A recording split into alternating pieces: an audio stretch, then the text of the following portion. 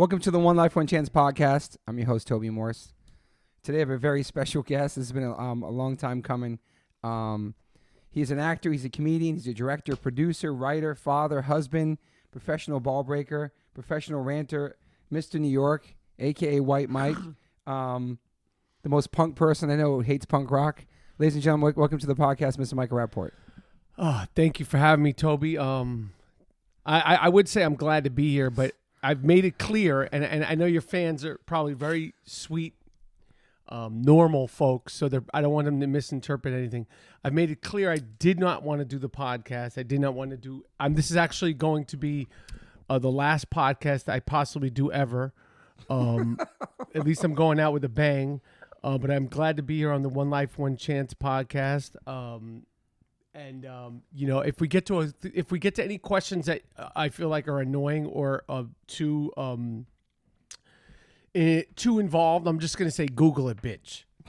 Okay, so when you ask me, let's practice that now. So just ask me when's your birthday? You were born in New York, correct? Google it, bitch. All right, so listen. So just because I'm not gonna be here fucking 3 hours. I'm not Moby. Okay, I'm not gonna fucking be here for fucking 9 fucking hours here and to talk. Okay. Let's go. Well, let me say this then to listeners. Fucking go, Toby. So people that have been listening Christ. to this podcast from day one, they know it's been chronological order of my life. And they know that there's not really a method to the madness. It's not really like an agenda or platform. We just talk. But I like to give a little history of your background. But if you want people to Google it, they can Google it, where you were born. No, listen, Google it, bitch. How you ended up in Brownsville hanging out, all that Yes. stuff. They can Google all that stuff. Anything, yes, anything and everything. Okay, let me just ask you this though: Did you have any goals in school to when you graduated to do anything, or you just kind of winged it? Is that By the time I graduated high school, because you kicked out of schools too. I was kicked out of school. By the time I graduated high school, which was January of '89, I had to do an extra semester at Martin Luther King High School in Manhattan. I went to a different school every year from the third grade on. To be honest, I had no goals. Like that January through June of 1989 was probably the only time that I didn't have goals, because my goal before that was to be a professional basketball player. And in the year before, like a year, 2 years gearing up to that, I knew that I wasn't going to be a professional basketball player. I knew that I wasn't going to go to college on a college scholarship. So for the first time in my life, I did not have focus. I did not have goals, and I did get into some trouble doing things I had no business doing, and it all culminated with me getting my ear bitten off. Half of it bitten off, my left ear bitten off in a very violent street fight with me and my friends versus some other people, literally over some "what are you looking at" type Damn. shit. You know, like you remember the old "what are you looking at"? Yeah, was that in Brownsville or no? It was with Brownsville dudes. It was actually in Long Island. But when you're getting into fights over "what are you looking at" and the end result is, your ear getting bit. Yeah. For me, that was enough. Yeah. I had tapped out. And at that point I knew that I wanted to be a stand-up comedian. And while the guy was biting my ear, I actually said to myself, the first thought that went to my head was, you can't be a stand-up comedian with one fucking ear. It's true. I mean, it's a good joke for like once. No, it's true though. But like it's going to be tough to be like the next Eddie Murphy, because that's what I want to be with one ear. But how does a kid growing up in Manhattan end up in Brownsville? Is it because the schools you get changed Brownsville and Harlem, all my like street shit, like all my friends that were like, from the hood, Brooklyn and Harlem, it was all through basketball and all through like our love of hip hop. But it was basketball, because basketball brought me to different neighborhoods. I'm from the east side, east side of Manhattan, super east. And at like about 12, I people were like, if you want to really get good, you got to go to other parks, you got to go to other gyms. And that would take me to like, more competitive places. And the kids were from different neighborhoods. And at that age, you're 12 years old, like, where are you from? Okay, yeah, you want to come over? Yeah, I'll come over. And you like, all right, yeah, come spend the night. So I'm in Brooklyn, I'm in Brownsville, I'm in Harlem. And it was all just basketball and hip hop. And it was just young and innocent. And, and New York at the time, was a very interesting place, because there was so much violence insulated in the hoods. Yeah.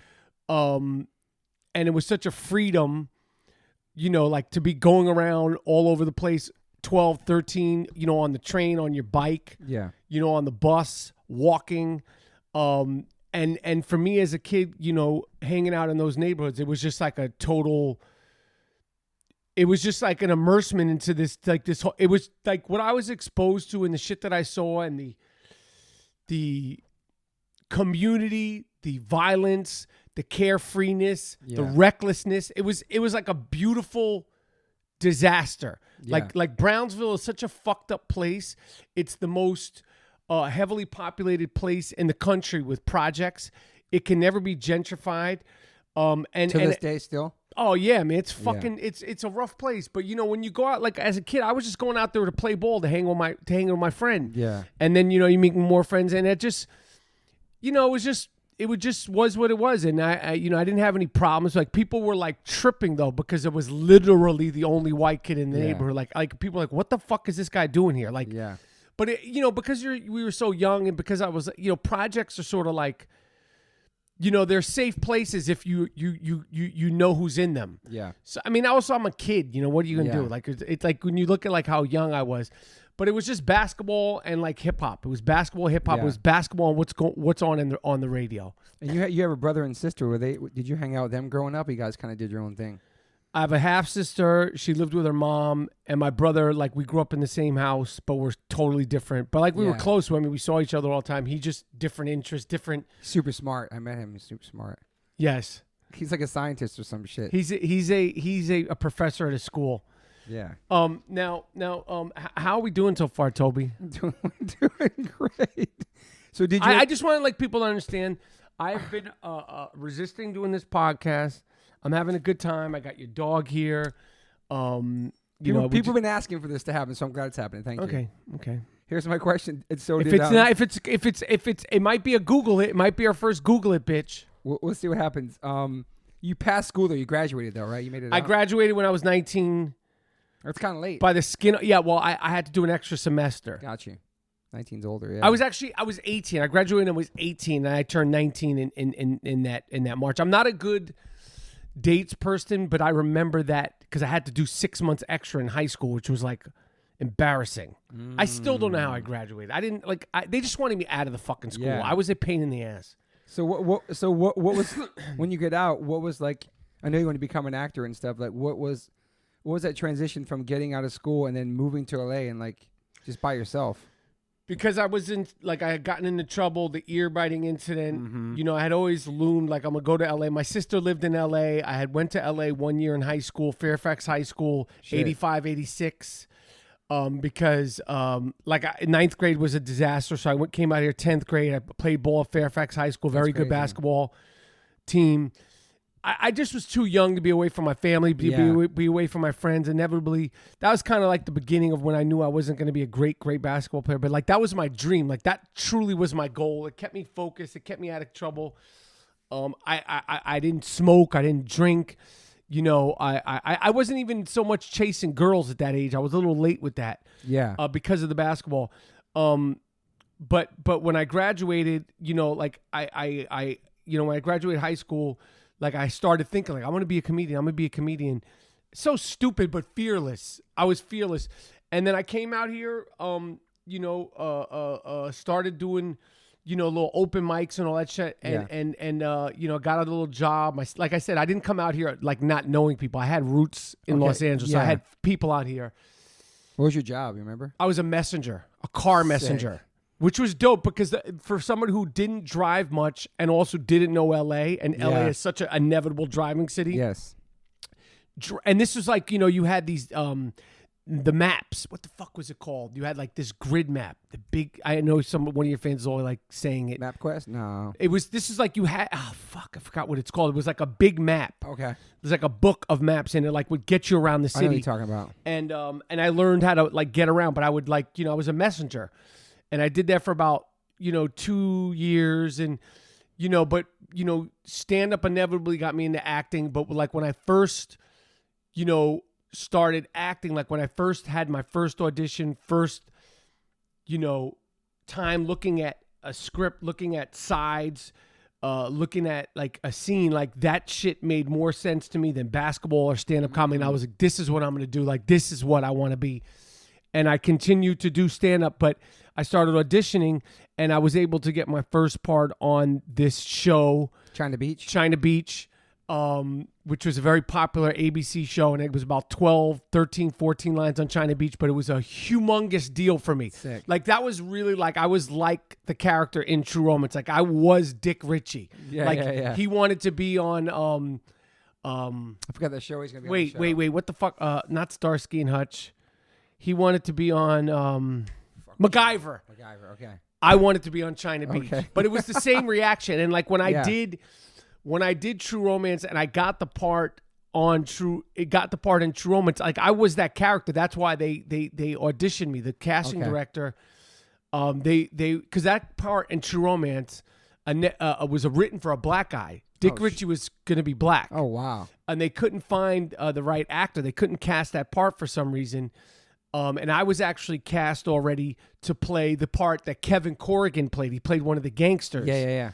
And I had gotten that part first. Okay. And then the casting director was like, have him come in for Dick Ritchie. And I came in for Dick Ritchie on a Saturday. And I was like, I want this part. It's a better part. Mm-hmm. And I said to Tony Scott, the late great Tony Scott, and the cast directors, I was like, do not let me leave until I get this right. Like, I knew like that essence of that character was who I was. And the crazy thing about True Romance and shooting that movie is when we shot the scene in the house where I get the phone call with Brad Pitt and Christian Slater that I got the part on MacGyver, and I swear this is true. They had all these prop scripts in Dick Ritchie's house. Okay. And one of the prop scripts, I've never told this, one of the prop scripts was my actual episode that I actually got to be on China Beach. Oh, shit. Like, and I remember looking at that shit being like, yo, this is bugged out. Like, almost imitating real life. That's crazy. Yeah, and I remember like looking around the set. There was all these movie posters and, you know, they had prop scripts. But because Warner Brothers did True Romance. Yeah. China Beach was a Warner Brothers film. Gotcha. A Warner Brothers TV show. I think that's why they had all these China Beach scripts and all these other Warner Brothers scripts used as the props. But like I remember seeing that, I was just like, oh, it was like One Step. The name of the episode of China Beach was like One Step or something like that. And that was a big show. I remember that. It was a big show. I mean, but it was a big deal for me to get that one episode because you know when you're that young. You know, you don't know what you want to do. You don't know what you're good at. You don't know, you know, people call it, I'm not just diminishing anybody's anxiety, but people are so quick to say they have anxiety. You're supposed to have anxiety when you're 19. You barely finished high school. You don't have any goals. You don't have any, you're not in college. You don't know what you're going to do. I don't think that's called anxiety. I think that's called fear. Yeah. And I think it's good sometimes to have fear. Like, yeah, I would be up at night. I'd be tossing and turning. Yeah, you're scared you're going to wind up on the fucking street as a homeless bum. Yeah. That's not necessarily anxiety. That's called growing fucking pains. Real world shit. Yeah. That's growing pains. It's not like, oh, I have anxiety. Yeah, you're supposed to. You don't have a life. Yeah. That's fear. That's just called being 19, 20, 21 or something like that. It's true. So people quick to go, I have a panic attack. Yeah, because you're not doing anything. Or because you're scared that you're not going to accomplish your goals. That's not a panic attack. That's just life. Yeah. You're super scared. And not to diminish people's actual anxiety and actual panic attack. I know with all the political correctness, but that's real shit. Yeah. You know, like I was up at night, like, what the fuck am I gonna do? What the fuck am I gonna do? And you know, then inevitably I was able to find something that I was good at. And you know, people say, you know, not all dreams come true. I wanted to be in the NBA, didn't work out. Yeah. Fortunately, I found another career that is just kind of cool. And as unique as being in the NBA, not necessarily as cool, but it's pretty cool to be an actor. But it's like, you know, everybody all dream. Not everybody's meant to be a star. Not everybody's meant to be famous. Not everybody's meant to be rich. It doesn't mean you're a failure. Yeah. You know, like so many like people. You know, I chasing my dreams. Yeah. Okay, that dream didn't come true. You got to find other dreams. Yeah. You got to audible your shit. Yeah, I love that. And you turn that shit around too. Like you found it. I was lucky. It was good timing. There was a new sort of, you know, I had a new sort of energy for Hollywood, like this New York shit. Yeah, you know, the movie that I got first, Zebrahead, it was just great timing. It was just timing. It was just good luck, good timing, and I was ready, and it fell into place. Is that Spike Lee, Zebrahead? No, Oliver Stone produced, Okay. this unknown director, but it was a big fucking deal. Like it was Yeah. I didn't know what the fuck I was doing. I knew the part. I knew that I was going to get the part. I knew that I was right for the part. Yeah. I knew it was destined for me to get that part. Like in hindsight, I knew it was destined. But like I went in there for this movie, Zebrahead, independent movie. Mm-hmm. You know, they had already cast Adrian Brody, the great Adrian shit. Brody. And I remember we had a casting session. They do this often, like with young actors. They don't do it with like known actors. They'll do like, you know, they'll do this because they'll cattle call young actors and they'll have you mix and match and read. And Adrian was there, and some other actors were there. But they had told Adrian Brody he got the part. Damn. And I went to a school in New York City. This is a very New York centric story, but I went to a school in New York City my senior year called Martin Luther King High School, which was a very rough high school. It was right next door to LaGuardia High School. LaGuardia High School is the Fame High School. Yeah. It's where, like, you know, Marlon Wayans went, Nicki Minaj went, you know, like Adrian Brody went, fucking, you know, tons of, like, you know, actors. That kid, Chalamet, Timothy Chalamet. It's like the acting school, the art school. But our school was notoriously... It wasn't me, but our school was notoriously bullying that school. Oh, shit. They were like punking that school to the point where that school had to get out at 2 p.m. so our school could get out at 3 p.m. So they could. But I remember like sitting there with Adrian. He had his little New York attitude. I had my little New York attitude. I was like, "What high school you go to?" He goes, LaGuardia. He said, "What's the high school you go to?" I said, "King." And I knew at that point I was like, "I got this fucking part." Like I was like, "Motherfucker, you know what it is." Like this is my fucking part. Damn. Like you know what the fuck it is. You motherfuckers go home early because, you know, it's just like I wasn't a tough guy, but I was around tough guys. But I was just kind of flexing on them, let him know, like, yo, I'm the realest motherfucker in this motherfucking audition. I'm getting this fucking part. Yeah. It's all young shit. And I like Adrian. He's a great actor. And he went on to win the Academy Award. And I'm doing the fucking One Life, One Chance podcast. So you know what? It's like, it's variables to it. Was that going to be his first movie too? Or he was a no-name at that point. I'm sure, it was going to be his first movie. Yeah, I don't think he had done anything. I think he was still in LaGuardia. So Zebrahead put you on the map. Zebrahead put me on the map, and Zebrahead opened my whole, like, I was like, I'm going to be an actor. Yeah. You know, it won an award at Sundance the same year, coincidentally, that Reservoir Dogs. Oh shit. It was Quentin Tarantino and Reservoir Dogs out. You know, like their coming out party was that same Sundance Film Festival. Shit, wow. So like I met Quentin and that's how I first met him. And, you know, like it was so much hype and excitement around Quentin and that film and Harvey Keitel and Tim Roth and this new writer-director and this violent, crazy, funny movie that you have to see. And, you know, it was a different time because, you know, it's so rare now that movies you have to see, and like this, because we have so many forums and things to do. We have our phone, we have streaming, we have, you know, fucking watching movies on our phone. We have YouTube. Yeah. At the time, it was a little bit more value in going to the movie. So there was such a excitement on this new director who wrote this new movie, and he's the next Scorsese, he's the next Kubrick, and,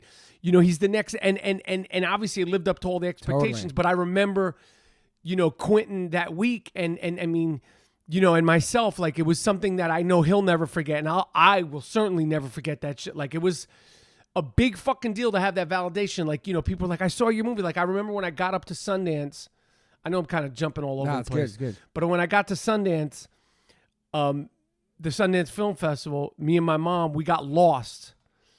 And we had to pull over, and we went into a bar, and we were like, wherever we were going, the Holiday Inn or the Hilton. Yeah. And they said, oh, you go down that road, you know, make a left. And she goes, you know what? I just saw your movie. I saw your movie Zebrahead. It was really good, man. You know, awesome. And I remember I was like, oh, shit. You know, like, because I didn't even know they had screened. And I was like, when did they? Yeah, they had a special screening for the locals. And I was like, oh, shit. And like that week, like, you know, sort of, you know, just going into this world, you know, of being an actor. Like, you know, and you know, the thing about being an actor is like, you know, like I did that movie. Things were never like given to me. Like, you know, like I did that movie and then I kind of went backwards and I started getting smaller parts. And then I got, you know, it's like, it was weird, but it was all the way it was meant to be. And the thing about being an actor, and you talk about that fear, like what people call it, people call it anxiety and panic attacks now. Being an actor, it's like you're like living this double life, because you go out and you have all this people, recognize you and fame and, seemingly all get together, and you don't know, especially when you're younger. Like I just started sort of in the last 5, 6, 7, 8 years, sort of accepting like I'm always going to work as an actor. I'm fucking Michael Rapaport. I've earned my right to get jobs. I've earned my right to be in front of a camera. Like I know that I'm, good at what I do. At least I'm not the best. I'm not the worst, but I know I'm a professional. But it takes a long time to because unless you're like the elite few of like the Brad Pitts, the Leonardo DiCaprios, the Will Smiths that sort of like have these careers that just go from boom to boom to boom to boom. Most people don't have that. Yeah. There's a few that have that. There's ebbs and flows to a career, and it's a life of an artist. It's the same shit in your business. You have a record deal, you have a record come out, and then it kind of dies off, and only some can maintain it, and it's just like longevity. Rocket. And you have to, for I'm blessed and I've never stopped working, but like that fear of like, yo, what the fuck is next? Like, I'm just jumping forward, but like, I have this show now, Atypical, right? It's the third season. Right now, as of this One Life, One Chance podcast, I don't know if that show is coming back next year. Now, I know better as a 49, soon-to-be 50-year-old person that I know that if Atypical doesn't come back, and it should fucking come back. It should come back. It should come back. But if it doesn't come back, I know I'll get another job. Yeah. But the vulnerability of not knowing... That's your whole career, your whole life. It's just the whole fucking... It's a whole life. It's just the ups and downs of being an actor. And it's whack to me that you have to go through that, but it makes you stronger. It builds confidence, and it's whack, but there's so many fucking things in life that are whack. Like you can't go, I was so panic attacks because I didn't know if Atypical was coming back for season 4, and I have so much anxiety. It is what it is, man. You motherfuckers don't know what their next job is. Like life is not easy for everybody. It's like. And then you got to just fucking, something else will come. It is whack if it doesn't come back. Yeah. I think it will come back, but I think it's one of my favorite roles you've done, not just because you're my friend, but because just seeing you as just your role in that show, it's super emo. Like it's so emo. It's serious. Just like you kill that role. It's a really great role. It's so different for you too. It's so out of character. But it's different. It's different than my persona, but you know me. Exactly. But people are tripping out off Atypical part because they're like, it's so different than when I see you. That lady just now at this coffee shop. I know what to think about you as a dad, and I saw it. I loved it. Yeah. Because they don't know you like that. But there's so many elements from that character that were in so many, in my opinion, other characters. Like even like the sweetness and vulnerability of Dick Ritchie. Yeah. Is in that. It's just when people now, because they see me, they hear me breaking your balls on your podcast, they see me talking shit on social media, they're like, this guy, and but it's cool. Like, I take that as a compliment, and I look at it as two separate things. Like the role that I play as myself, breaking your balls and talking shit and all the dick stain Donald Trump and the sort of antagonistic thing. That's a character too. It's not who I am, all the time. No, I know you. A lot of who I am. Yeah. But it's not who I am all the time. That's right. Yeah. I think that with Atypical, the response to that character, when they're like, oh, it's such a sweet character, is because they're seeing they know you on social media going playing so around hard. all the time. Yeah. So and that's sometimes what people say, like, your friend's talking about this, or he's talking about me, or he's talking about is he negative? I'm like, yo, this dude's got a PMA tag. Like, you guys, I know rap. You guys know the persona, or rap on the internet, but I know the rap, and so people have this one view of you and how you are and how you see the world, but it's like it's not like that. I mean, listen, I poke fun at shit. I have fun with shit. Like all the stuff, with the vegetarian and all that stuff. Like, it's like you gotta fucking you gotta break balls. You gotta have fun.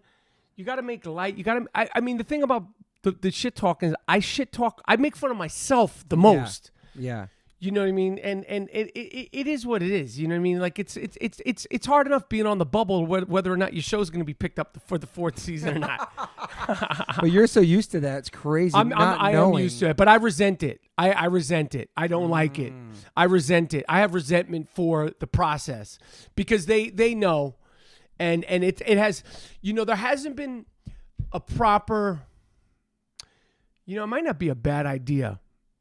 I wonder would people participate in it, but it would be an interesting mini doc about the cancellation or pickup of a show and how it works, because people don't know. They think it has so much to do with dollars and cents. Yeah. And, there's so much more to it that they keep quiet. And in this day and age of sort of transparency, we find so much out about our celebrities. We find so much out about our politicians. We find so much about the inner workings of things because there's so many fucking, different, outlets and all that shit. It would be an interesting thing for fans to understand the comings and goings, the workings of why a show gets picked up or why it doesn't. Yeah. Because it has nothing to do with the popularity most of the time. Yeah. It has to do with dollars and cents, above the line shit that they keep a secret. It's like a Hollywood secret. Because I love White Famous too. They jerked that show too. That was a great show, man. I love that show. It's a great show. Great fucking show. So when I'm on the outside as a fan, I'm like, what happened to the show? Like, it's hard to... So if we knew the behind the scenes, the fans deserve it though, because fans invest their time. Like, where's my show? It's gone now. Where's my show? Yeah. Where's my fucking show? And the not just the actors and the crew, they deserve like a real understanding. It shouldn't be like just you're canceled. I mean, but that is life. Yeah. Sometimes it's like because I said so. Parents sometimes say to kids because I said so, which is kind of like now you're not supposed to, you're supposed to explain it. As a kid, because I said so. Yeah. Because I'm the fucking dad. Yeah. And you're the kid, and you go the fuck in your fucking room. Mm-hmm. Right? Yeah. It sounds mean. Like, this is what life is. So sometimes they cancel your show, and you go, well, why did you cancel my... Because we said so, motherfucker. Yeah. That's it. Why'd I lose my job? Because this is what it is. Yeah. So, I could complain about it all that, but, like, this is going to that thing. It's like, life isn't always a fucking bowl of cherries or box of chocolates, Forrest. Mm-hmm. You've had I'm looking at on the wall behind Mike. I have all of his movies, but most of them, he's had such a fucking long career. How long have we been recording so far? Not just long, check. dude. Just check. I'm just asking you. People love to talk. Can we just say this? Like 30 minutes. Okay. Dude. Can you just say this? Can I say this? That next week, do you have a connection to the? Because I just want to say this. Next week, I'm in Philadelphia. I'm performing, doing stand-up. A lot of people in Philly. A lot of people come out. Do people that listen to the One Life, One Chance podcast? Yes. They fuck with you and they're from Philly. Yes. Okay, because I'm going to be in Philadelphia the 12th, 13th, and 14th. Okay. In Philadelphia, and I have a question, and then I'm going to be in Baltimore the 15th. Got people out there too. I'm doing stand-up comedy the 12th, 13th, and 14th at the Helium Comedy Club in Philadelphia, and then I'm going to be at a place called Magooby's in Baltimore Sunday the 15th. Sick. Okay, and then the 27th, 28th, 29th at Laugh Boston. So 12th, 13th, 14th Philly, Sunday the 15th. In Baltimore, and then and Magooby's. Isn't it fun to say Magooby's? Magooby's is really interesting. And then Laugh Boston, the 27th, 28th, 29th. All tickets, all information is available on michaelrapaportcomedy.com. But I wanted to ask you a question, okay? While I'm plugging my stuff. If I'm in Philadelphia next week, what would Toby Morse do in Philadelphia? And I'm going to be there the 12th, 13th, and 14th at Helium, Philadelphia. Long love and adoration for the city of Philadelphia, going back to Rocky, Paulie, Mickey, of course. Adrian's Red Hat. But if you, Toby Morse, were going to be in Philadelphia and you were going to have a cheesesteak, what do you do with your vegetarian bullshit? You can go to Blackbird Pizza. And get what? A tofu Philadelphia cheesesteak? They got vegan Philly cheesesteaks. What's it called? Blackbird Pizza. And where is this? Philadelphia. And you've been there? Yeah, man. What's it called? Blackbird Pizza. Blackbird Pizza. Mm-hmm. I will be at Blackbird Pizza either the day of my shows or before my shows, and I will be Instagramming live. Yeah. What is it called? Blackbird Pizza. The tofu. Yeah, it's Philly cheesesteak vegan. Dope. So you need to get the Happy Cow app because that'll tell you any city you Google vegan, it comes everything up. But that's the move. Okay. But if any of your people, MichaelRapaportComedy.com, come see me in Philadelphia, Baltimore, Boston. Never been there either to perform. Boston's great too. I got a lot of friends out there too. Yeah. You got peoples in Boston? Everywhere, bro. East Coast, yeah. All right. So brag about it. All right, so here's a question for you.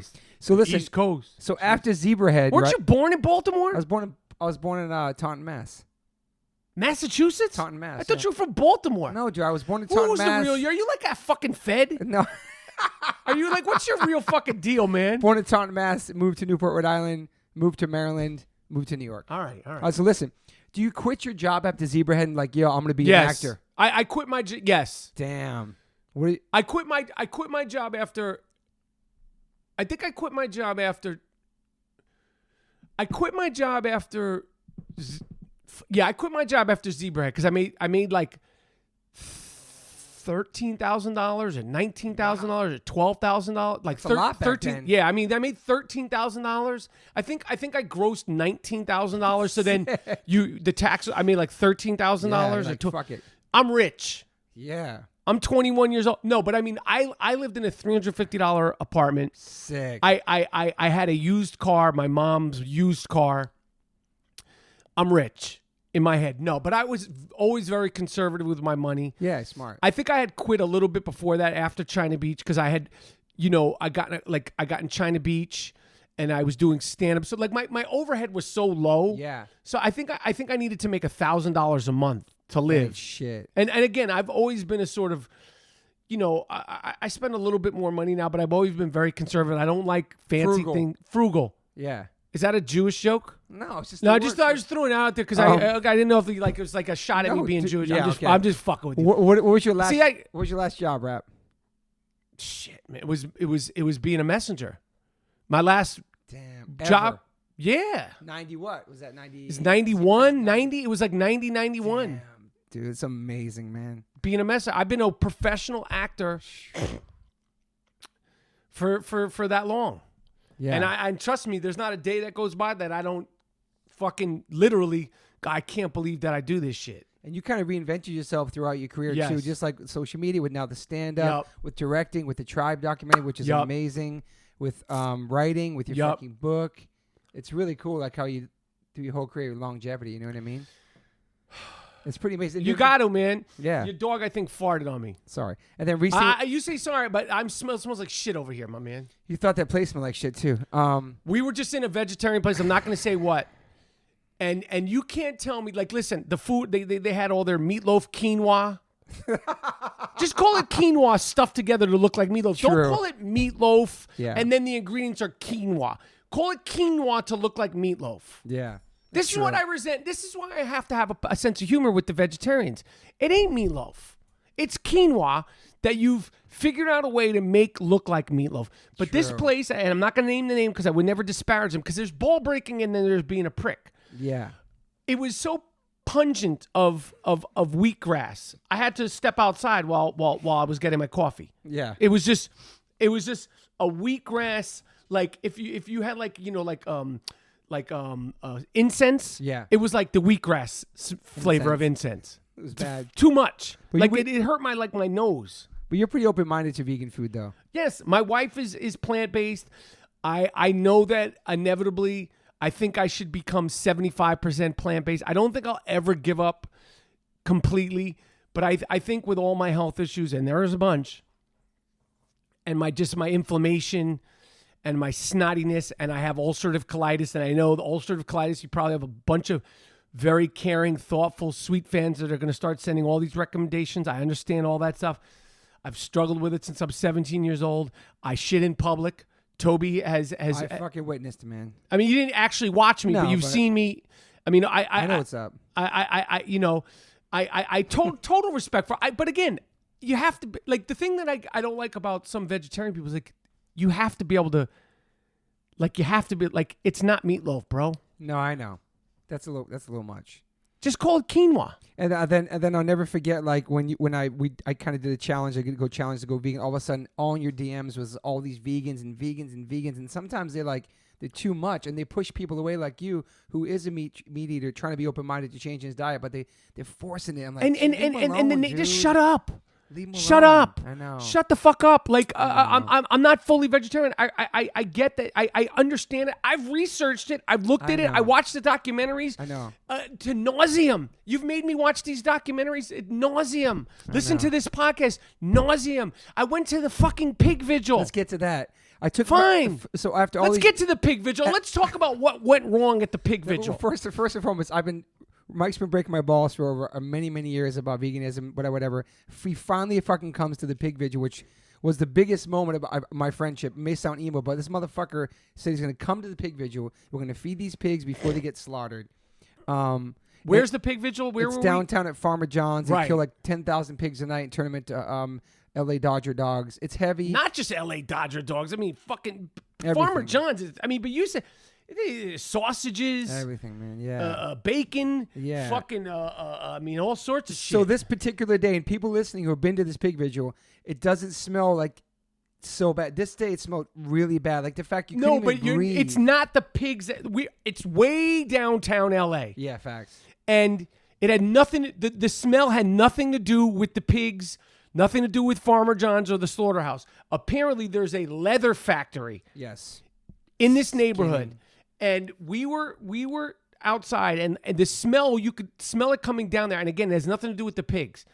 It's such a potent, pungent, obnoxious, visceral smell, and it was in the air, and it wouldn't go away. And for some reason, I kept saying, like, people were like, "What the fuck?" I mean, the fact that you're sort of scared and nervous what you're going to see with the pigs. And this smell, and you're like, what is it? And then they're like, it's this factory. But it's like, it's not just like this dog farting on me. It just was in the air, and it's in the back of your throat, and it wouldn't go away. And for some reason, when we were at this pig vigil, there wasn't as many trucks as normal. So we're standing out there. It's getting cold. It stinks like fucking holy hell. And I'll be honest, when the trucks finally came, and we waited about 2 hours for the first truck, I was so nauseous from the smell. I know. My takeaway from that night, that smell overshadowed in my memory what I saw with the pigs, which was very upsetting and just eye-opening and sort of frustrating and just interesting. And, it was very interesting to see that and to see, your reaction to it and to see my reaction, the people's reaction to it. And the reality of it. And I think it's an interesting thing, whether you're a meat eater or not, to go see it. I was very glad that I went to go see it. But the smell, again, that had nothing to do with the slaughterhouse was just brutal. It was brutal, man. And I felt bad as Mike finally came. Usually there's tons of trucks. Since then, I've been a million times. It doesn't think there's fucking like 60 trucks in 30 minutes now. There's so many trucks. But besides that, I also felt bad because it was Mike's first time there. You're not trying to talk to everybody's trying to get pictures. They're trying to interview us and ask questions. But it's like, yo, that Mike, I'm at the pig vigil. I know that Mike just like dealing with my nose smell. I think it was shocked to see Rapaport at a pig vigil from all the people known from social media breaking balls and posting meat and all this shit. So like, what the fuck? He's almost like an alien that showed up there. So they're like, yo, let's do an interview. Let's do this. It's like, yo, I'm just trying to fucking breathe first of all. And you didn't hold me down. You didn't tell these people to fuck off from me. Why didn't you tell them to fuck off from me? Listen, and so by the time the truck came, it's been too long waiting, and the air is so thick and it's fucking gross. It was my nose hurt. So now I know Mike will never go back, and it sucks because I've been back there a bunch of times, and it's not that bad. I mean, it's just. But when you were there again, it hasn't smelled. I swear, no, it wasn't like that at all, dude. I swear to God, man. All right, Toby. What was it like working? Do you have any memories of working with Tupac and Poetic Justice? Because I've seen photos you post in the past. Because he was just coming up. He wasn't a gangster. This was before. Was it before Juice? No, it was after Juice. Okay, maybe he was on the verge of like he started getting into incidents and stuff. Rebellious shit. I was so the way I heard about Tupac, my first agent also represented Jada Pinkett. Awesome. I went to my agent's office. I met Jada there. This is before Jada was Jada Pinkett. Sick. We hit it off. She was East Coast. Oh, yeah, that's right. Baltimore. I was New York. We were both excited. We were both going to conquer Hollywood and all that shit. I actually took her to her first audition that she got for some TV show. We became friends. She told me, she said, my friend Tupac, I went to school with him. He's going to be a big star. He's going to be a rapper and an actor. And I remember thinking, fuck kind of name is Tupac? And nobody raps and acts. You're either an actor or a rapper. True. But she was like, he's going to be a big star. Damn. She showed me a videotape of her that was actually in that great Tupac documentary of her and him at a fair, like one of those carnivals. Oh yeah. Singing "Parents Just Don't Understand" in one of those karaoke booths. Oh shit. So that's the first time I saw this person named Tupac. Okay. And then I heard him on Digital Underground, and I was like, he's talented, he's dope. Yeah. And then I heard his first record, Tupacalypse Now. They Got Me Trapped, and I was like, this guy's dope. But when I saw him in Juice, like I was like, that was like some Robert De Niro Mean Street shit. He was so good in Juice, and I was already impressed with, like, his first album was good. It wasn't great. There were some dope songs on it, but you knew he was like, this is a special charisma. Yeah. But when I saw him in Juice, I was like, this motherfucker's really talented, very special, and I was very impressed with that. When Poetic Justice came around, which is John Singleton, the late, great John Singleton, who directed Boys in the Hood, which everybody was just so taken by. Yeah. John saw Zebrahead. He was so complimentary of that. I was obviously like, yeah, that fucking guy did Boys in the Hood. Like, you know, he said, you know, come read for this part in Poetic Justice. No, come meet me. And I was like, I want to be in the movie. He's like, there's nothing for you, man, but we're going to do something. We're going to do something someday. And I was like, I'll do anything. He goes, you know, there's this little thing, but I don't even think it's good enough for you. I said, I'll do it. He goes, it's like a few lines. It's you at the post office with Tupac. Yeah. I was like, all right, bet. Dock workers, right? So I went to the fucking, you know, set. I wanted to work with Tupac. Like I just wanted to just, you know, be on that set. I wanted to, you know, work with John Singleton. I wanted to be in the excitement of this movie with Janet Jackson, when Janet Jackson was banging, popping. So sick, yeah. With Tupac, with Regina King, you know, with the director of Boys in the Hood. And I did this scene. It was about 4 hours of work. Tupac was real cool, very, you know, kind of quiet. You know, got a kick out of what I was doing. You know, he knew who I was. He had seen Zebrahead, but it was like, you know, it was just two dudes and shit. And you know, but you know, I saw him a few more times before he passed. I was at the Saturday Night Live that he did after he gotten out of jail when he was with Death Row. I saw him there, and you know, I'd see him around and all that stuff, but you just knew that he was special. Like, I knew he was special. You knew he was talented. You know, it was like lightning in a bottle for him to do and make the impact that he made at 25. And it wasn't a facade. It wasn't any sort of myth. It's like, this guy was lightning in a bottle. And you know, and he seized every single moment of his creative life and his creative output, and you know, is a fucking game changer. I mean, he's a fucking game changer, Tupac. Yeah. So you obviously didn't know that these things were going to play out where they were, but you knew he was special. Like, I knew he was special, but I was introduced to the name Tupac. Yeah. And I remember being like, fucking Tupac. Who the fucking Tupac? Who's that fucking? He's going to act and rap, because at the time no one acted and rapped. Yeah. Before Ice Cube and you know, really did it well. Yeah. You know, other actors, other rappers had acted. You know, Ice-T. Was Will Smith on Fresh Prince at that time? He probably was. Yeah. But I didn't think he was I mean, she said he's going to be a star as a rapper, as an actor, and I was like, yeah, right. You know, but she knew he was special, and the whole fucking world knows him. Yep. Yeah. Yep. And then the True Romance, obviously my favorite movie. Sometimes you say that me and my wife think that we're really Clarence. You think you are the actual? You know, there's somebody on social media with the tag Clarence Worley. Really? Are you jealous of that? No, maybe, yeah. But you're not the real fucking Clarence. I am the real Dick Ritchie. Okay, sure. And that's just the fucking way it is, Toby. I'm sorry. Yeah. So the first time I met Mike Rapp, we were jaywalking crossing the street on Sunset Boulevard to go to some movie. I don't know what the fuck it was. It was something at the Fonda Theater. LL Cool J was performing. Okay. And so we're both jaywalking, and then the cops are there, and the cops fucking pull us to the side.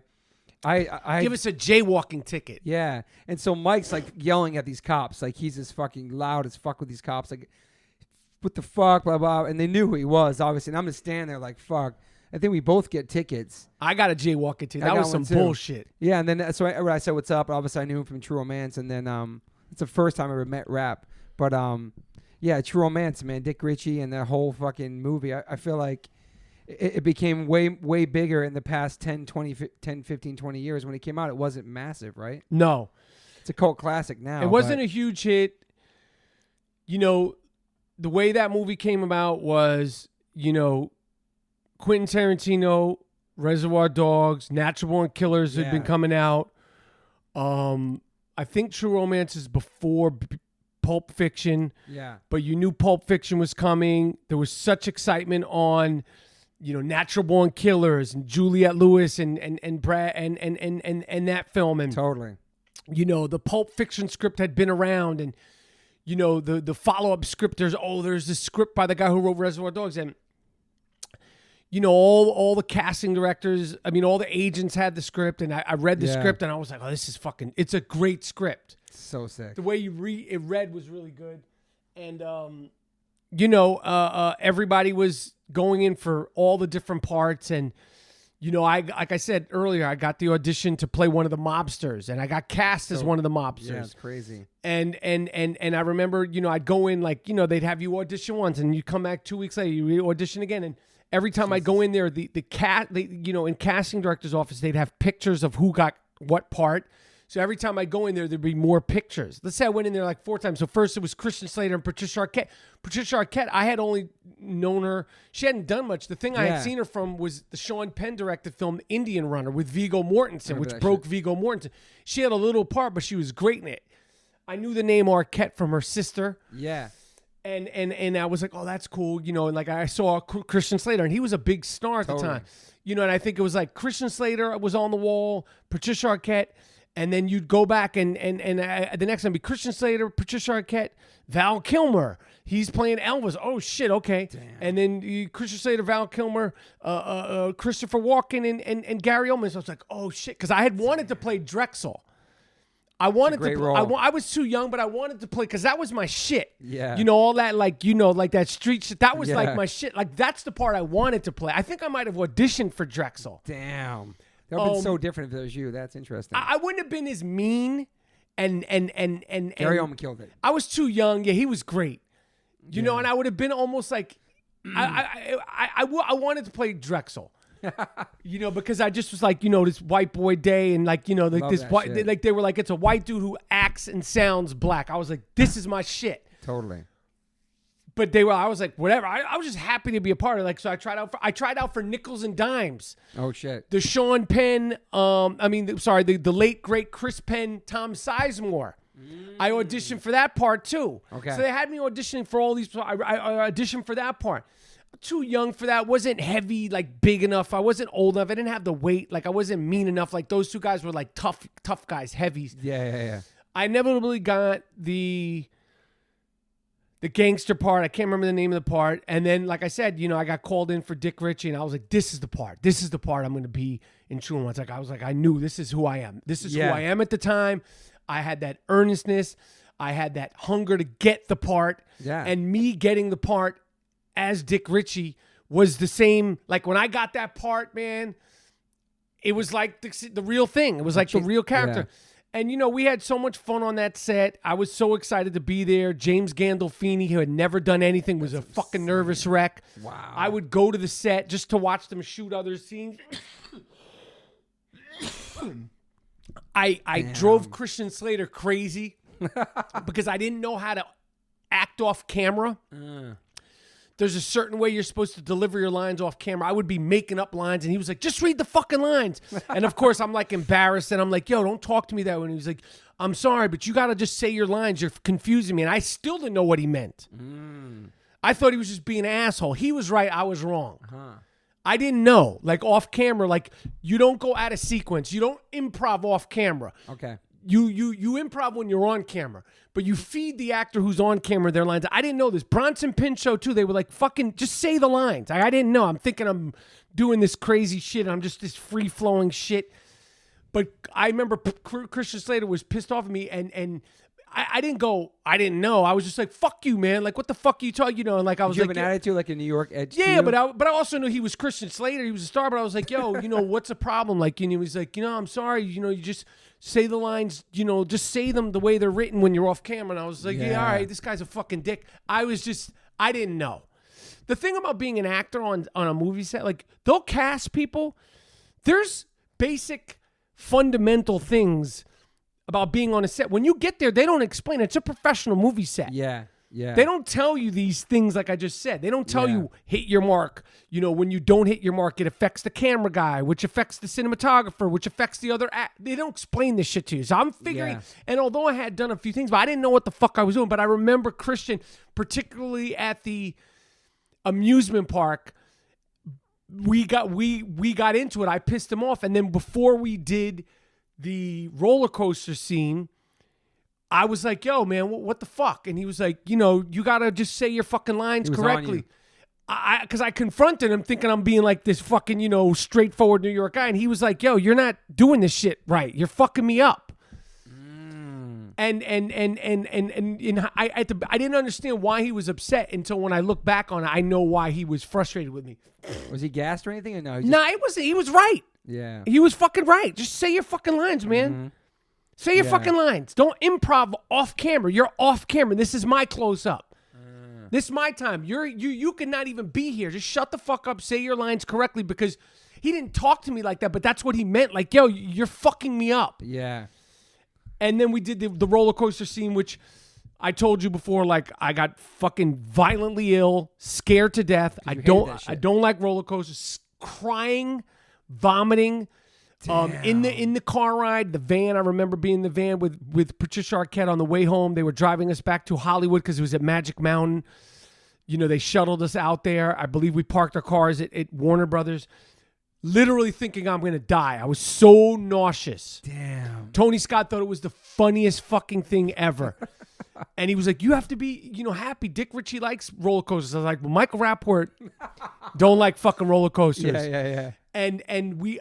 Out of all the scenes in True Romance, the only thing we had to reshoot was the roller coaster scene at Magic Mountain, and I had to go back. But that time they gave me like Valium or some kind of drug. Because if you look at the scene very closely, the roller coaster scene, you can see some takes from the first shoot and some takes for the second shoot. And anytime I'm smiling is the first shoot, and anytime I'm like, there's like I'm in the background, like it's close on Patricia, but you see me in the background, like I'm fucking petrified. Damn. So that was a little tidbit from, you know, that movie. But like, you know, it was dope, man. You know, Brad Pitt was you know, on a budding star. He wasn't like a super duper star yet, but he was off of Thelma and Louise, and he was, you know, what was it, on Golden Pond, and he had you know, he just did Interview with the Vampire and California. Great movie, California. And I had saw California, and he showed up on the set, and Juliette Lewis, who he was dating at the time, I met them, and, you know, I was like, yo, this is cool, man. These, you know, but they were like cool, like excited to work with me. Like I was tripping. Like, you know, they were like, yo, we saw your movie. And I was bugging off that shit. And we were all young actors. Like, you know, let's hang out. Let's be friends, you know. And that's how I met Julia. That's how I met Brad Pitt. You know, we go chill. And, you know, I remember, you know, I went to the premiere of Natural Born Killers because it was all kind of the same time this Quentin Tarantino wave was coming. Yeah. But, you know, at the time, you know, you're a young actor, and like, you know, these are like other young actors, you know, like, and like, you know, as much as you're like, yo, that's that dude from Thelma and Louise, you know, he's like, Mike Rapp, what's up? You know, like he's wide-eyed as well. Yeah. You know, he's not this worldwide star yet. Yeah. You know, you knew he was special and you knew he was going to be big, but he wasn't at that point. And, you know, he was cool, and, you know, and that set was, you know, like I was there when they shot the Christopher Walken, Dennis Hopper scene because I was a fan. Yeah. Like I made up some excuse to come to the set that day, and I watched that shit. That's sick. You know, like I was on the set. It was a stage. It wasn't a real location. I watched that shit with the smoke and, you know, and Tony Scott, you know, just laughing, you know, and them doing it over and over. I watched the scene with Gandolfini and Patricia Arquette when he was, you know, hitting her and all that stuff, and the stunt people, and, you know, and I watched that whole thing, and, you know, and I didn't watch, you know, because it went on. It was like 2 days they shot with all the stunts and all that shit. But, you know, like I was like fucking excited to be there. I remember like hanging out with Samuel Jackson. I remember going into the wardrobe trailer, and Val Kilmer was in there with his fucking Elvis shit. I remember Gary Oldman.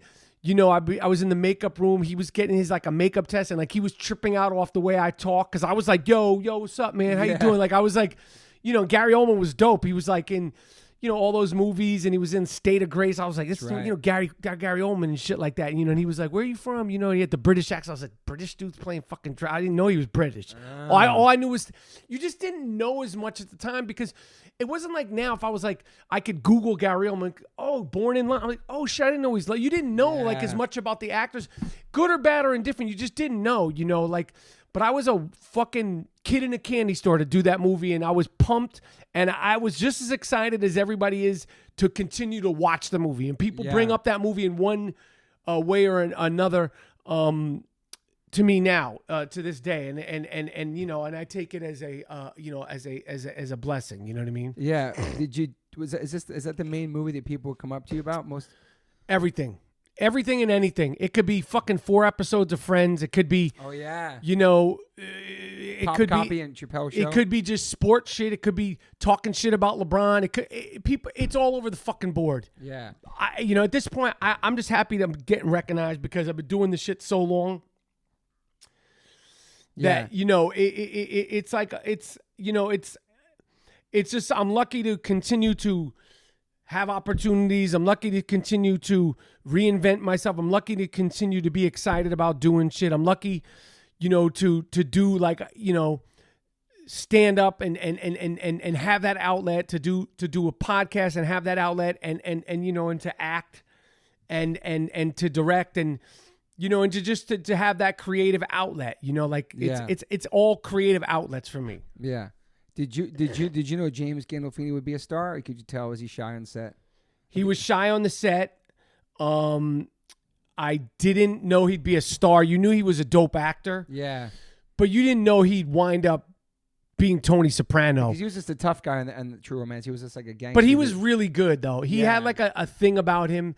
But you didn't know, who would be what. And you didn't know that, he would get the breaks that he had, and all the different eclectic roles. You didn't know what he was capable of. I didn't know. Yeah. And you didn't know he'd get fucking Tony Soprano, like James Gandolfini. Without Tony Soprano, that was a career-defining, star-making, iconic part that if the gentleman was still alive, he'd still be trying to break the stigma of Tony Soprano because it meant so much to us, that part. Yeah. And obviously he would have continued doing great work but it's like almost like Henry Winkler's Fonzie. It's like, you can do whatever you want. You're Fonzie to us. Yeah. And Gandolfini would have had that. I mean, there could be things worse to deal with as a career, but when we saw Tony S., man, it struck a fucking chord in all of us. And it's just like, he would have still been like, okay, yeah, I know. But, unfortunately, that's not the way it worked out for him. And he went too soon and too young. And he was a fucking dope actor, man. But you just didn't know who would be what. And so much of it is opportunities. So much of it is what people think of themselves. And so much of it is what, the breaks they get. Yeah. I mentioned my man Kevin Corrigan. Some people are like, who? And some people maybe Google him. You've seen him in 100 films. I thought Kevin Corrigan would be somebody that everybody knew. Like he'd be like, quintessential. Bronx still, right? No, he wasn't in Bronx. He's been in tons of shit. Okay. Tons of movies. But he's yet to have that fucking star-breaking, star-making part. You don't know. You don't know. And I know his face. I don't even know the name. Yeah, but like he's an actor friend of mine at the time. Edie Falco. Like I knew she was a dope actress. I saw her in this movie called Laws of Gravity. That's right. I seen that. You didn't know she'd get Carmela. Yeah. Without Carmela, there's no Edie Falco. Yeah. She could just be another actress. Yeah. But she got that opportunity, and then she was ridiculous in that, and then she did Nurse Jackie. That's and right. She may never do another part that's great. And she might not want to, but it's so much of it is the opportunities. And there's so many dope actors that don't get that one shot, or, they get that shot and they're like, where's this guy been? Motherfucker, trust me, he's been wanting that. He's been ready. He didn't just pop up. You see these guys, like even Walter White, that fucking actor. He was on that kid, in the middle. Malcolm in the Middle. He'll forever be Walter White. Forever. Yeah. Yeah. Without Walter White, you think that the dad from Malcolm in the Middle, you would be like, that guy's going to do one of the most iconic roles, TV and film forever. You think when he was doing Malcolm in the Middle, he was like, I can't believe I'm running around like a fucking asshole playing this goofy dad. I have so much more to offer. I'm never going to get to do it. I know I could do so much more. How did I wind up this being my career? Not that there's anything bad playing Malcolm in the Middle, but it was the dad on Malcolm in the Middle. Yeah. You never know. You never know that writer of Breaking Bad is going to know that guy has something special. And that guy's going to do something beyond what we think he can do. Yeah. And you know, it's just breaks and opportunities. So much of it is breaks and opportunities. And that's the perfect example, because that motherfucker was the dad from Malcolm in the Middle. And then he didn't do shit. And then somebody else was like, nah, this motherfucker's special. Yeah. And he wound up playing the person like, I'm the one who, I come knocking at your door. You didn't know he had that in him. Would you want something like that to where? Of course, we all would. Because you've maintained all the different roles. You would want something that takes you to that, like where you've done a lot of good shit, but this. Yeah. You'd want something that pushes you, that pushes the fans' interpretation of you. Of course, everybody wants that. You strive for that still to get that. Yeah, role? but you just can't live for it. No, I know you don't. But when I say can't live for it, you can't. The blessing and the excitement about, you know, doing my own podcast, doing the sports shit, doing the shit talking, doing the stand-up comedy, is it takes away that urgency and that neediness that actors have that is the worst quality of an actor.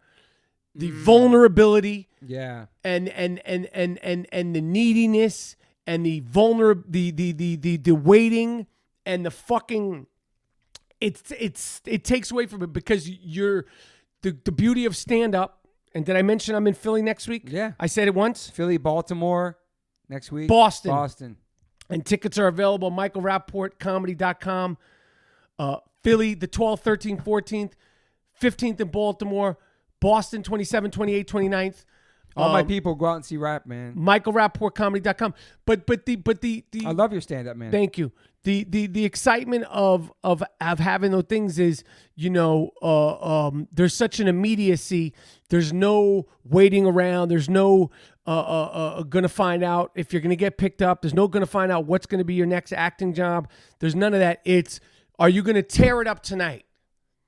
Yeah, that's what I like about it. With the audience, rough, rugged, and raw. It's real. And some nights it's perfection, and some nights it don't go his way exactly the way you want.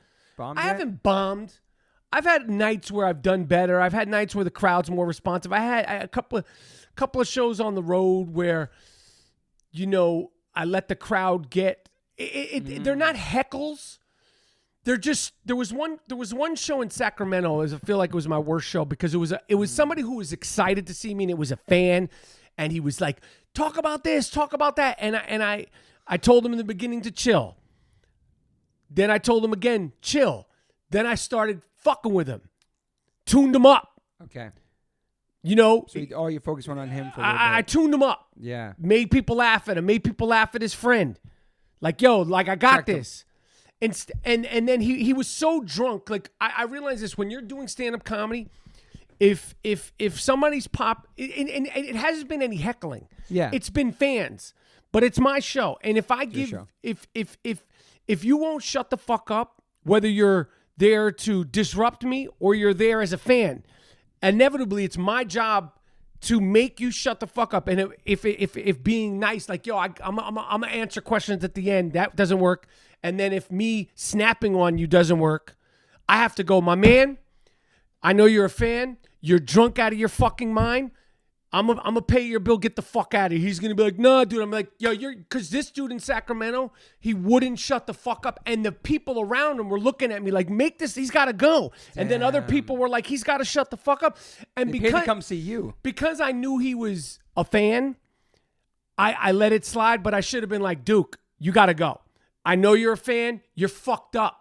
You're on that brown, Duke. Mm-hmm. You're on that fucking brown liquor. You're not listening. You're not even feeling the fact that I've embarrassed you. I've talked shit to you. You're not feeling the fact that people around you have said, shut the fuck up. Yeah. I've told you. And it's my responsibility, like, yo, Duke, get the fuck out. Yeah. Fan or not a fan. And that's the one disrupting your show. That's the one show that I learned a lesson. Like, even if it's good natured, the rest of the people are not fucking blind drunk. And you know, at a certain point, like as a comedian, when you're up there, if I pop shit and sort of put you in to let you know, like, I got this, and you don't respond, that means you're not, because normal people will respond to embarrassment or being snapped on or letting you know, like, yo, I'm the ringleader. It's a one-man show. This ain't, we're not in church.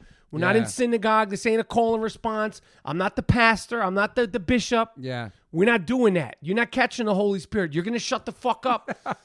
10 minutes I'll give you to get settled, and then I got to say you got to go. Yeah. But that's been the only one show where I was like, fuck, man, I didn't. And it's just experience because I was being too nice. Yeah. But I should have said you got to go because you're fucking it up for everybody else because you won't shut your fucking dong hole. Yeah. We talked about this the other day. Like, you're doing new material. It's like a band playing a new song, like going out there and trying new things out. Like, you've been touring, you've been on the road a lot. Like, you're almost like in a band. You've been traveling so much, man, doing stand up. I like it. I don't like the planes. You know, we talk about this all the time. Sucks. And it's not even like, I don't have no problem. Like, I'm not fearful of traveling. It's just the airports. It's just planes, man. Even with pre-check and all that shit. Pre-check, TSA, clear, you know, getting on planes, hotel rooms. Are the pillows going to be right? I'm a picky bitch. And I want everything to be, you know, that I don't like. Away from your comfort zone. I'm not into it. Like, what channels do they have on the fucking hotel thing? Where can I eat? Yeah. You know, how many fucking times do I got to go to Jersey Mike's? Do I got to go to Jersey Mike's in every city? Right? Yeah. I don't want to go to Jersey Mike's. That's why when I'm in Philly, I'm going to where? Blackbird Pizza. Blackbird Pizza. Yeah, you gotta get the Happy Cow app. I'm get that Happy Cow app. Because when I feel like when you're on the road, it is best to be vegetarian and vegan because, you know, that Jersey Mike's and that motherfucking Applebee's, that shit is brutal. Yeah. Well, here's another thing I want to say. How long have we been doing this, Toby? Dude, we're killing it. It's going great. I know, but I mean... We're going to have to do a part 1 and part 2 then. We could do a part 2, but that's going to happen like 2021. Okay, so this is to me actually real quick. So people think because, like, we're friends and you're on the H2O Records, H2O videos that you like punk rock. You don't give a fuck about punk rock. I took you to see the Bad Brains. You were like, what the fuck is this? You went to an H2O show. You did a stage dive. That was cool. But this is not your scene.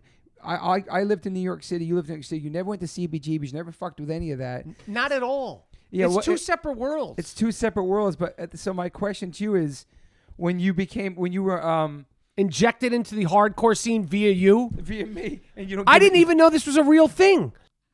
I saw John perform. Yeah. I saw you perform. Yeah. I saw Bad Brains. This is the pinnacle, right? This is the Run DMC of hardcore. Yes. I respect John Joseph. I respect you. What's his name? HR? TR? HR. Ian MacKay, Minor Threat. You know. I've seen other shows. I saw your other guys at that one place. I saw a bunch of you guys. Yeah. This is not music for me. Yeah. I respect the culture. I respect the scene. I know that it's. But it's just like Coldplay. Now it's different because it's just like Coldplay's not a good example. It's just like Metallica. It's just like, okay. I know people like Metallica. You don't fuck with Metallica. Yeah, I don't fuck with Metallica. I saw the Metallica documentary. I think these guys are fascinating people. I know they're stupidly prolific. Yes. I don't ever want to hear a Metallica song. Mm-hmm. Ever. It's similar to some of the young hip hop. Some music either resonates with you or not. Punk rock, and I've heard a lot. You have. I've tried. You're very open-minded to it. I've tried. It's just not for me. That doesn't mean I don't. It's just not for me. It doesn't mean you don't respect the culture. It doesn't mean you don't respect the people. It doesn't mean you can't be friends with the people. Just like, this music doesn't resonate with me. You know, my father, I grew up in a house. My father played all kind of music, but his favorite kind of music is classical music. Yeah. I can't stand fucking classic. Now, there's some classical music because I'm so surprisingly familiar with it. Yeah. Because my father, that's all he's played the majority of my life. There's some sort of, there's some piano sonatas that I like. They're very sort of relaxing. I like them. Yeah. But in general, I don't want to. My father, like, listen to this Beethoven. I go, Dad, I don't care. Mm-hmm. I don't. This Chopin movement, I don't give a fuck. Yeah. I don't care. I like my hip hop. I like my soul. I like my reggae. I like my fucking blues. I like my classic rock. And that's it, Toby. But your dad exposed you to music for being the DJ on the radio station, right? The disco? That station? All of it. He opened up. He's the one that got you into music early. Yeah, but I mean, you know, my parents loved music, but like my father was he wasn't the DJ, he was the program manager. Yeah. He was the general manager of in New York. WKTU Mellow 92, which inevitably became WKTU Disco 92, which is now K-Rock. Oh, shit. Which you know, 92.3 was the call letters for 92.3 WKTU. Interesting. And yeah, so all that music was around me. I know you're trying to trick me because we've been doing this for. I know you're trying to trick me because we've been doing this for. I'm not tricking. We just have a conversation and it just flows. I know, but you are trying to trick me. I just have my things I want to talk to you about. But okay, what else? We'll have to do a part 2 after that. Because I do have to use the bathroom at some point, and I just like how long is the thing say we've been recording? Just check. Just tell me. I gotta see. Hang on. Just tell me, please. It sucks. You're so busy for me. Hang on. It's not busy. It's like how much? I mean, I've given you do golden part 1 and gems. 2. I mean, I give you Christian Slater golden Hour gooses. Hour and 20. But listen, Rab. Listen. We can do. I split these up to part 1s and part 2s. But I told you. I said, Toby. This is people. This has been a long-awaited conversation. I know some of your people are like Mike is so mean. Listen, he's not mean. This is. Do I have to explain it out to you? Some of these people, get a steak, have a piece of bologna, okay? Some of you guys, have yourself a fucking piece of prosciutto. Go get yourself a piece of red meat. Get some fucking true protein in you. Ball-breaking guys. Nobody, like, what do you got over there? Like the fucking powder, some powdered protein. Mm-hmm. Okay, listen, that's not gonna get yourself get yourself a nice piece of red meat. He's ball-breaking people. Okay, chew it up. Okay, and spit it out. Get that fleshy blood protein in your body. This is the different route. I know some of my people that don't listen, and I respect these people, but you're depleted protein-wise. You can't just fuck with the quinoa and the kale, Duke. It's not going to do it for you.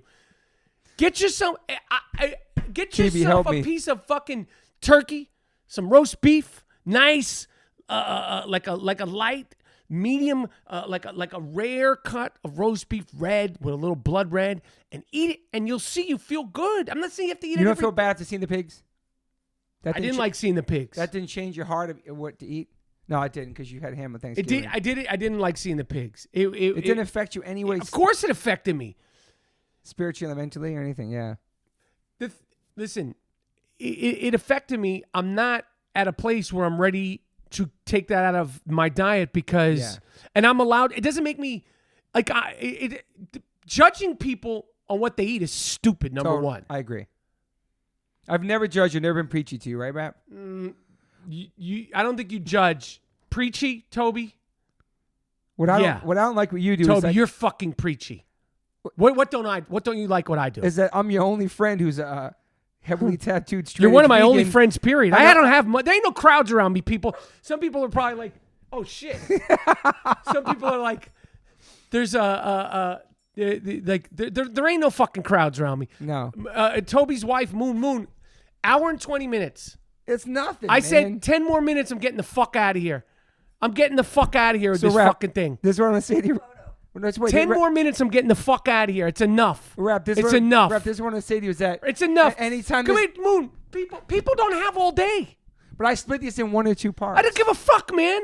Moon's saying that it's enough too. It's enough. Okay, real quick. An hour and 20 minutes. It's like it's longer. It's a feature film. Okay, listen, real quick. So what I'm gonna say though. It ain't The Irishman, but it's... Oh, that's not... Okay, listen, Rap. One thing I'm going to say is, like, that one time you were going off on Morrissey, and then you put me into the mix. I'm like, bro, just because I'm vegan doesn't mean I'm friends with Morrissey. Is he, a racist? You put me What's in with all problem? the vegans, like, because I'm your token vegan friend. You guys are all the same, the vegans. Yeah, but I don't know this motherfucker. I don't know this guy. So you put me in your beefs, and I have nothing to do with this shit. Like, I don't know. What's his problem, Morrissey? I don't even keep up on the guy. I don't fucking know. What is he known? What is his deal? He's saying all kinds of shit lately. I don't even really follow it though. Because that motherfucker needs to eat some bologna. But my point to you about I ain't talking about fakey bakey. He needs that raw, nice piece of bologna, French bologna. Okay, listen. But the 2 things I want to say about you was, one, that you don't like punk rock, but you have the most punk rock mentality where you don't give a fuck what anybody thinks, at all. I don't like punk rock, but I respect obviously I respect the culture and the mentality, and I totally get that, and I understand the correlation between punk and hip hop, and I know that hip hop was derived from some of the things like Bambaataa in them, but some of the things they were seeing downtown at those clubs, yeah, you know. And the leather and like that shit. Like I know that time in New York caused a lot of creativity, and punk rock was there before hip hop. And I know that Bambaataa, Grandmaster Flash, and the Furious Five, and I know these guys were around that scene because they had moved away from just seeing what was going on in the Bronx, and I know it inspired. So I get all that. That don't mean I have to like the music. I think it's fucking loud. I think it all sounds the same. That da da da da da da da da. Nope. Yeah. Nope. Well, I don't care if it's here. I'll name the groups. All the groups that I know. Bad Brains, Cro-Mags, my guy Tim Armstrong, Rancid. My guy Hazen Street, of course. Madball. I mean, this is more than most people. Yeah. This is more than most people. That's through me, though. But again, it's more than most people. I've listened to this. Yeah. Yeah. The Ramones, of course. Yes. The OG. Like, yeah. I get it. It's just not for me. But the reason why your mentality of not giving a fuck. I'm being Ezak. Your word up. But your mentality is so punk where you don't give a fuck with anybody. Like you literally talk shit all day and don't give a fuck about any repercussions. People talk about you in the tabloids. Fuck them, but like, tabloids. But you just don't give a fuck. I love that about you. But how this is going to go into the next thing, which is probably the last thing we talk about. It's going to be the last. Like this is it. Did you know anything about punk when you were a skinhead in higher learning? Was that any kind of nope? The music. I can't remember what music. Did you have to research? I when I did higher learning, there was a playlist of music that I got that I made that was that. I can't remember. It was so long ago, and I don't think I cared what song was what, but the vibe of the music, yes. But you know, that character was discovering that lifestyle, so it wasn't like he. I remember, yes, I did listen to the music, but I wasn't like, it wasn't about the culture because that character wasn't in the culture of that. Yeah. That character went to college and he just was innocent and he got caught up in this thing. Sorry, that probably was like a 4 or 5 month thing that just swept him up. So, okay. But the only thing I knew about punk at the time was the stereotypes of it. You know what I mean? Like, yeah, you know, it's you know, the Ramones and the skinheads and the British and the Mohawks and the Sid and Nancy, you know, that stuff. But I was just, you know, I was 23, 24 years old, 25 years old when I did that movie. So I was just into my shit. Like, I was killed it though. Thank you. I was just really into my hip hop and into my thing. Listen, Toby. So rap. I find it. I think that at this point, an hour and a half now. And I know some people are like, no, boo, Mike Rap, no. And I say not boo. It's a highly anticipated conversation. I know, but it's been now we're talking 90 minutes. So this is a great 90-minute conversation. I don't know how people, do you know how people ingest your podcast? They fucking love it. No, but do they listen to it when there's, because I listen to all my podcasts, the majority of them when I'm laying down.